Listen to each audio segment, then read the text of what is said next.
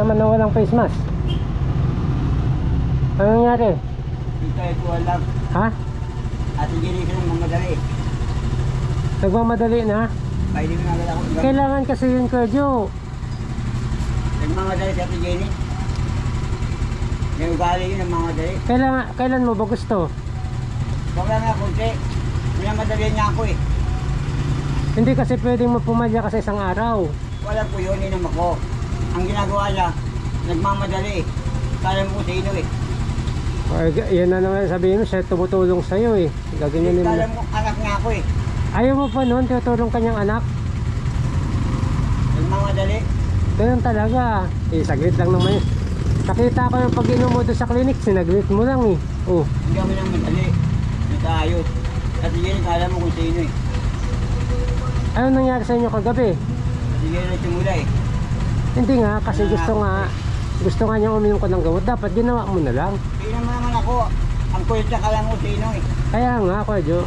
Eh, paano yan? Pag palayasin ka doon sa tirahan mo, saan ka titira? Oh. Dami ka sa lahat, hindi naman ako eh. Eh, di dapat mabait ka sa kanya. Kaya di mabait sa akin, kala mo sino. Hindi, bait-bait niya sa'yo eh. Binibigyan ka ng pagkain, mga gamit, tirahan. Nagmamadali siya, ugali niya yun eh. Kahit nandun pa siya, nagpapagawa siya. Anong nangyari kagabi? Nakainom ka hindi? O, di wala din. Manas na yung mukha mo, Kuya Jo. Nakita mo ba yung kay nanay dati? Lumobo yung mukha. Parehas na kayo, nagmanas na yung mukha mo. Namaga na. Pero mga kamay mo may liit. Paa, kamay may liit. Pero dito mo, namaga. Namaga na yung hanggang dito mo. Manas yan eh, manas. Oh, naglakad ka na naman. Sumakay. Tricycle. Oh. Akala ko ba wala kang pera? Binibigay sa akin. Eh kung yung palakad-lakad mong yan, in-stay mo na lang sa bahay mo. Wala talaga mangyayari. Sa isip mo ba may mangyayari sa'yo? Ganyan? Hindi ka umiinom ng gamot? Ang bihira. Nakakita ko yung tawag kagabi. Nagbangayan kayo ni Ate Jen. Si Kuya Renji, nagalit na rin ata. Ano ba nangyari doon? Buti di ka pinadampot ni Ate Jen eh. Galit sa'yo yun. Ba't siya ba galit? Hindi, yung ginawa mo sa kanya kagabi na sinagot-sagot mo, nakita ko dun sa tawag ni Kuya Renji. Siya daw muna sa akin eh. Kaya mo sa ino eh. Nagagalit kasi Kuya Jo, nagagalit kasi gusto ko uminom ng gamot. Ngayon kung ayaw mo, kaya siya nagagalit dahil sa marami kang mahawaan dun sa lugar niya. Kahit dito yung mga pinaglalakaran mo. Eh lugar ko naman yun eh. Kaya nga. Akin naman yun eh. Paano naging sayo? Eh wala kang bahay dun. Kasi akong bahay, ganyan pala yung kalit. Lugar ko na yun. Lugar mo nga, eh paano kung magalit sa'yo yung mga taga-kalugar mo? Hindi magagalit yun, kilala ako dun. Hindi, antayin mo na lang na may magalit sa'yo, ganun. Wala magagalit dun. Kasi kilala ako dun. Yan yung malaking ano. Ang nagsabi lang siya, kasi siya baguhan lang dun. Ako matagal na ako dun. Dun ako pinanganak eh. Naku, malabo yung ano na yan, Kuya Jo. Ang gusto lang naman kasi ng mga tao, Kuya Jo, yung mga tutulong sa'yo, uminom ka ng gamot. Inom naman ako. Oh. Minamadali niya ako eh. Paano minamadali? Gusto niya mabilisan eh. Hinintay nga kita kasi wala akong pera, panggastos. Hindi naman siya nagbigay. Hindi nga, pag kinausap ko si Kuya Renji, di ba tumawag? Oo. Uminom ka na at si Kuya Renji ang magbibigay sa'yo yung ibibigay ko kasi nga di na ako bumalik. Kasi, tsaka isipin mo Kuya Jo, hindi naman palaging ganun. Ano yun? Araw-araw bibigyan ka ng pera para uminom ng gamot? Eh, 6 months yung gaputan mo. 6 na buwan. Eh, sabihin mo na lang 1 taon. O araw-araw ka bibigyan ng pera para uminom ng gamot. Wag na lang, di ba? Ibibigay namin yun pag magaling ka na. O kaya tinutupad mo yung pangako o gusto niya na uminom ka ng gamot nang walang palya, kahit walang binibigay na pera. Yung ibibigay na pera nga, parang pakonselo na lang namin sa'yo yun eh, para uminom ka ng gamot eh. Tulong na lang din namin sa'yo. Sabi ko nga ni Kuya Renji, bahala siya sa buhay niya. Ano ba siya? Sino ba siya? Di ba? Sabi niya sa cellphone. May pamilya tayo, di ba? Oh, ganun din ako, may pamilya din ako. Huwag ka ganun sobrang ka-importante, Kuya Jo. Para sa'yo naman yung gagawin mo, hindi naman para sa amin. Diba? Kung hindi ka namin pakialaman, anong magagawa mo, diba? Wala na, kasi tinutulungan ka namin. Ayaw mo naman tulungan yung sarili mo. Hindi pwedeng araw-araw bibigyan ka namin ng pera, uminom ka lang ng gamot.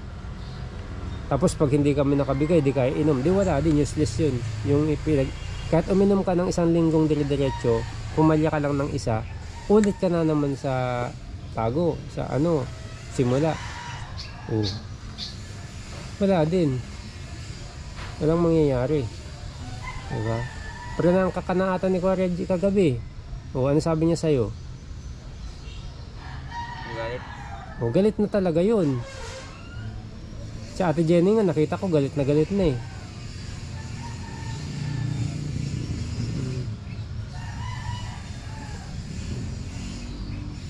Tsaka pera na lang talaga kasi Kuya Jo, obvious na eh. Parang pera-pera na lang eh. Wala namang problema kung bigyan ka namin ng pangkain-kain. Bigyan ka namin ng pang ano mo. Ang gusto lang naman namin, wag kang maglalabas o gagagala. Tapos doon ka lang sa bahay mo mag-inom ng gamot. Yun lang naman ang hiling namin eh. Pag magaling ka na, yun, open ka na. Sila Ate Jenny, sila Kuya Renji, taong mga tumutulong sa'yo doon. Pinag-aaway-away mo pa. Kahit sabihin mong minamadali ka, dapat sinabi mo sandali lang, Ate Jenny ha. Mamaya, iinom din ako. Ganun lang, huwag yung sasagot-sagutin mo na kagabi na, bakit, sino ka ba? Ano ka ba? Di ba nakita ko sa cellphone eh. Hindi mo may tatanggin kasi nakablog yun, Kuya Jo. Tumawag si Kuya Renji. Diba? Ngayon, pag napanood yun ni Ate Jenny, ay hindi, kasi nandun si Ate Jenny. Galit talaga sa'yo yun. Buti, pinatuloy ka pa doon sa bahay mo. Ipapadlock niya yun. Saan ko ngayon titira? Ang ganda-ganda ng bahay mo pala eh. Hindi mo lang natakot kung saan ako titira eh. Dahil nasanay na ako eh. Ano? Ayoko lang inaapura ako eh. Kaya mo sino eh. Ayoko lang minamadali ako. Minamadali ka nga para gumaling ka. Ako yung maninom ng gamot eh. Hindi naman siya eh.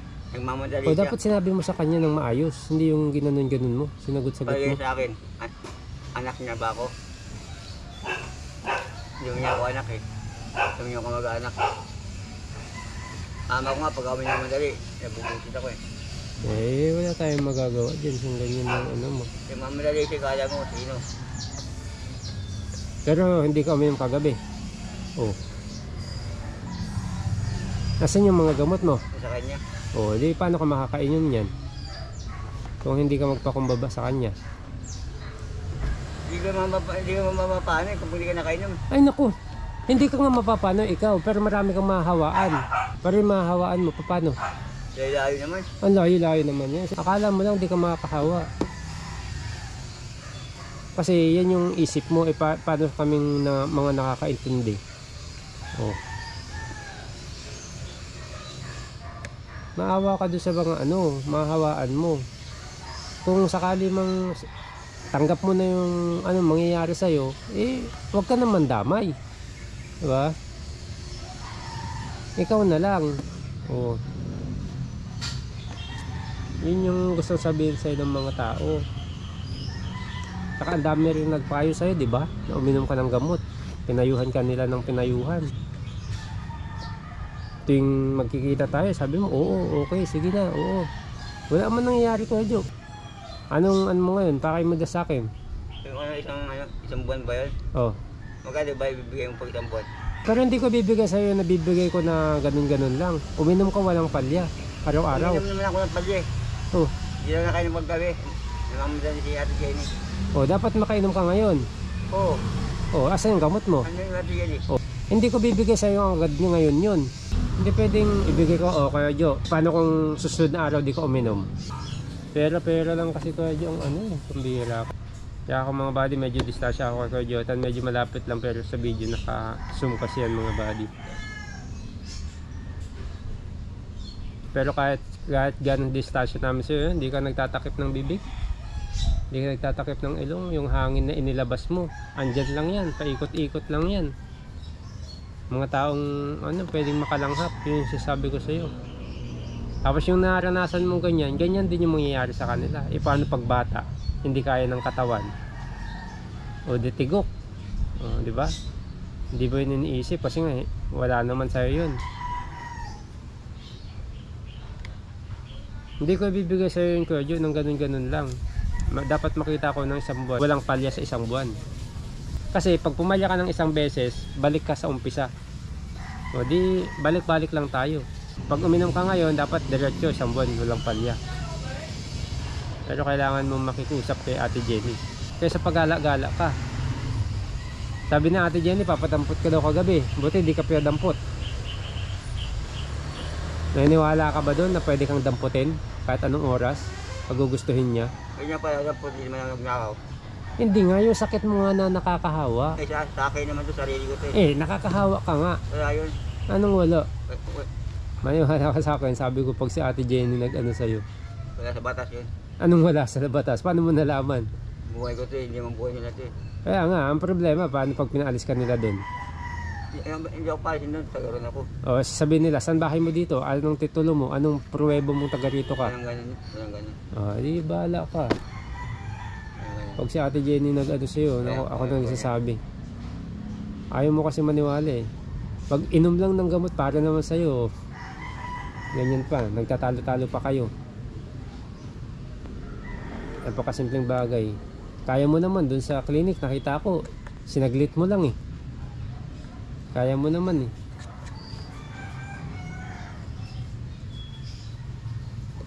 Kaya ka pinapainom na Ate Jenny para makita sa video na uminom ka, kasi isa rin yun yung requirements ng doktor para nakikita nilang umiinom ka. Tulungan mo yung sarili mo, hindi mo rin tinutulungan. Sino ka ba? Diba? Hindi ka naman namin kamag-anak. Diba? Di okay lang. Di magkasakit ka dyan sa gilid, di okay lang. Yan yung gusto mo eh. Tinulungan ka namin, ayaw mo. Ganon din yung iisipin ng iba sa'yo. Diba? Ikaw kasi yung makakatulong sa sarili mo eh. Walang ibang makakatulong sa'yo kundi ikaw. Hindi mo na ako mauuto, Pedro. Kung dati nauuto-uto mo ko, pero ngayon hindi mo na ako mauuto. Kasi hindi naman sa akin yun eh. Doon ako sa sigurado na makita kong umiinom ka ng gamot bago namin ibibigay sa'yo. Saan ka pupunta ngayon? Wala, di ba? Wala kang patutunguhan. Kung nagpahinga ka lang sa bahay mo, may cellphone ka naman, tanggap mo na talaga. Doon talaga punta mo. Sunod ka talaga kay Nanay Marita. Hindi ako nagbibiro pag ganyan, ayaw maggamot. Butit, malakas-lakas ka pa. May lakas pa yung ano mo, mamayang hapon. Hapo ka na naman yan. Ayaw mo tulungan sarili mo, hanip. Sige na Kuya Jo, at mamamalingkin muna ako. Wala naman tayong dapat pag-usapan pa eh. Sabi ko nga, kahit bigyan ka ng isang sakong pera, hindi ka gagaling sa pera, Kuya Jo. Sa gamot ka lang gagaling. Wala, buhay mo yan eh. Tapos na kami dyan. Si Kuya Renji, nagalit natin. Ewan ko kung maharapin ka pa ni Kuya Renji. Silang mag-asawa, ginaganan mo pa. Pag sila napuno at nagsawa sa'yo, good luck na lang. No? Yan na lang. Hindi rin kasi maano yung awa, awa-awa. Parang paawa na lang lagi. Ganun na lang lagi nangyayari. Paawa, pauto, gano'n. Kaya naman talaga uminom eh. Pinapaikot lang kayo. Iniikot kayong mga vlogger para magkapera. Ay, totoo naman. Yun naman talaga yung nangyayari na eh. Kaya sa akin, wala. Hindi na ako papauto, Kuya Jo. Yung pagligo lang, babayaran ka pa. Saan ka nakakita nun? Utik, gano'n ka ka-importanteng tao. Diba? So, pinakita ko lang to, binag ko lang to para alam ng sponsor mo na eto po siya. Hindi po siya nakainom ng gamot kagabi. Sayang lang. Bibigay natin, wala din patutunguhan. Baka maubos na yung pera niya, walang patutunguhan. Ayan. Kasi yun yung bilin niya sa akin eh. Wag na wag kong ibibigay sa'yo hanggat hindi ka umiinom ng gamot ng diretsyo. Ano kaya? Tindihan mo naman eh. No, hindi kita bibigyan ngayon. Siyempre, hindi naman ako uto-uto. Makukuha lang sa isang salita mo na ganyan. Diba? Pakita mo muna. Wala kang isasabihin? Wala pang pamasahe pa uwi. Wala kang pamasahe pa uwi. Di lakad. Bawal na ako. Ha? Bawal na ako eh. Ganun talaga. Wala eh. Kailangan mo. Yan yung gusto mo eh. Pag binigyan kita ng pamasahe yan, kung baka saan ka na naman pupunta, imbis na minom ka lang ng gamot, ikutin mo na naman yan. Wala ka kay Renji, kay Wakiwak, kay Ka-Business, hanggang makadhilensya ka ng pera. Ganun naman eh. Ganun naman lagi eh. Ano ko na yan, basang-basa ko na yan. Kumbaga, bulok na yan na sistema ko. Ano, kilala ko na yan. Hindi na yan uubra sa akin. Hindi na, babay na.